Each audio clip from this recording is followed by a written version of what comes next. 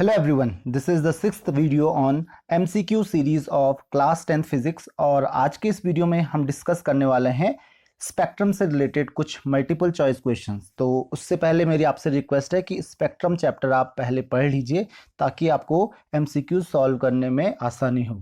अगर आपने ये चैप्टर अभी तक नहीं पढ़ा है तो मैंने डिस्क्रिप्शन में लिंक दिया है, आप इस चैप्टर के वीडियोज़ देख सकते हैं। तो चलिए स्टार्ट करते हैं with first question. When white light falls on the prism, it suffers। तो क्या होता है जब व्हाइट लाइट किसी भी प्रिज्म पे फॉल करती है? तो ऑब्वियसली आपको पता है जब भी व्हाइट लाइट प्रिज्म पे फॉल होती है तो इसमें रिफ्रैक्शन तो होता ही है, दिस इज करेक्ट।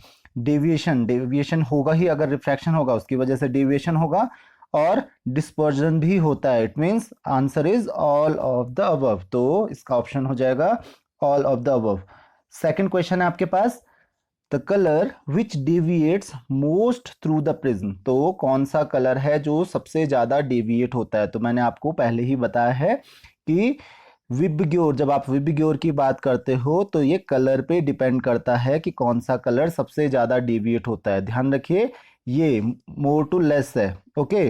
तो सबसे ज्यादा कौन डेविएट होता है? वॉयलेट होता है। और सबसे कम कौन डेविएट होता है? रेड डेविएट होता है। तो इसका आंसर क्या हो जाएगा?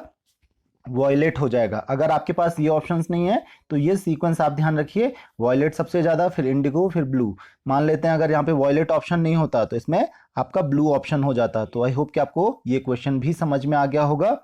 नेक्स्ट क्वेश्चन आपके पास है, angle of deviation with increase in wavelength of the light. तो एंगल ऑफ डेविएशन पे क्या फर्क पड़ता है? तो यहाँ पे देखिए क्या लिखा है, increases then decreases, first increases then decreases, या फिर first decreases and then increases. तो आपने देखा होगा कि वेवलेंथ, अभी मैंने आपको बताया था विबग्योर की कहानी। तो विबग्योर में क्या होता है कि वॉयलेट से रेड वेवलेंथ क्या होती है? इंक्रीज होती है। और अगर वेवलेंथ यहाँ पे देख रहे हो आप कि अगर वेवलेंथ इंक्रीज हो रही है तो एंगल ऑफ डेविएशन जो है वो डिक्रीज हो रहा है। तो इसका ध्यान रखिए, एंगल ऑफ डेविएशन डिक्रीजेस। तो the option is option B. Next है आपके पास, The pattern of 7 colors formed after passing a white light through a prism is called। तो आपने देखा होगा कि जब भी आप व्हाइट लाइट पास करते हो एक प्रिज्म के थ्रू तो आपको 7 डिफरेंट कलर दिखते हैं।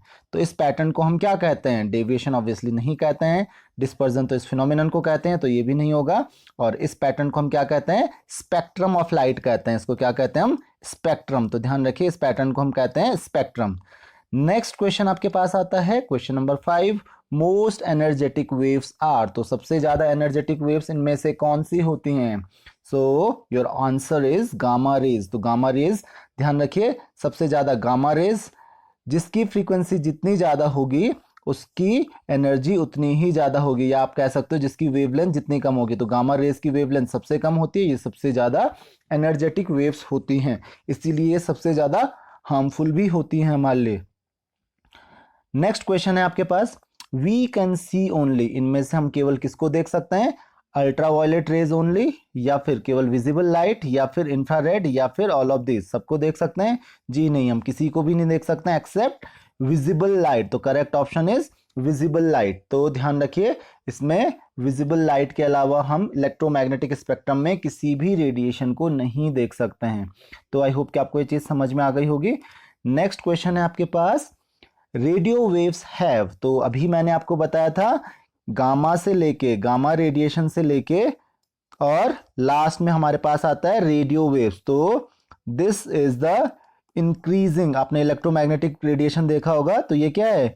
इंक्रीजिंग वेवलेंथ के ऑर्डर में हम इनको अरेंज करते हैं। ध्यान रखिए this is increasing order of wavelength. तो इसमें क्या हो जाएगा? रेडियो वेव्स किसका मतलब क्या हो गया? लॉन्गेस्ट वेवलेंथ होगी, इसीलिए क्या होती है? इसकी फ्रीक्वेंसी सबसे कम होती है और ये सबसे कम एनर्जेटिक होती है, तो हमारे लिए हार्मफुल भी सबसे कम होती है। नेक्स्ट क्वेश्चन आपके पास, arrangement of electromagnetic waves according to their wavelength और फ्रीक्वेंसी इज कॉल्ड। तो हम क्या करते हैं? इलेक्ट्रोमैग्नेटिक वेव्स को अरेंज करते हैं अकॉर्डिंग टू देयर वेवलेंथ और फ्रीक्वेंसी। तो इसको हम क्या कहते हैं? इसको हम स्कैटरिंग ऑब्वियसली नहीं कहते हैं, डेविएशन नहीं कहते हैं, रिफ्रैक्शन नहीं कहते हैं, इसको हम कहते हैं इलेक्ट्रोमैग्नेटिक स्पेक्ट्रम। इलेक्ट्रोमैग्नेटिक स्पेक्ट्रम की आपको इलेक्ट्रोमैग्नेटिक स्पेक्ट्रम की आपने ये डेफिनेशन ऑलरेडी पढ़ी है। तो आई होप कि आपको क्वेश्चन भी समझ में आ गया होगा। नेक्स्ट क्वेश्चन आपके पास है, speed of electromagnetic waves in vacuum is equal to speed of light, less than speed of light, greater than the speed of light, और या तो लेस देन भी हो सकती है और ग्रेटर देन भी हो सकती है। तो आपको ऑलरेडी पता है it is equal to speed of light, क्योंकि लाइट भी क्या होती है, इलेक्ट्रोमैग्नेटिक वेव ही होती है। तो इलेक्ट्रोमैग्नेटिक वेव्स की जो स्पीड होती है वो सेम वही होती है जो लाइट की स्पीड होती है। ऑलमोस्ट प्रॉपर्टीज सेम होती हैं, जो लाइट की प्रॉपर्टी होती है वही सारे इलेक्ट्रोमैग्नेटिक वेव्स की प्रॉपर्टीज होती हैं। तो अगर आपको कभी भी कंफ्यूजन हो तो ध्यान रखिए, लाइट खुद एक इलेक्ट्रोमैग्नेटिक वेव है।